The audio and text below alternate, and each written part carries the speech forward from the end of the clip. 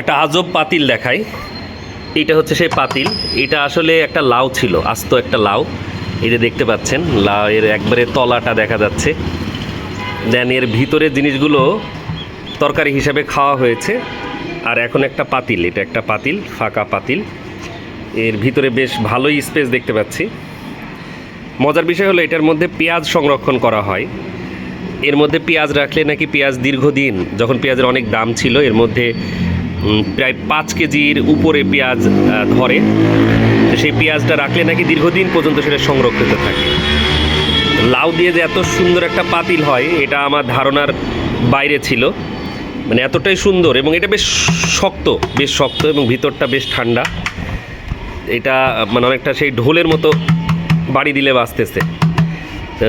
বিষয়টা আমার কাছে খুব ফ্যান্টাস্টিক মনে হয়েছে, এবং আমি এই প্রথম দেখলাম যে এরকম লাউ দিয়ে কোনো পাতিল তৈরি করা যায়। আপনাদের এরকম সংরক্ষণ থাকলে আমাকে জানাতে পারেন, আমি খুব খুশি হব। বাট আমি ফার্স্ট টাইম দেখলাম, বেশ ভালো লাগছে বিষয়টি।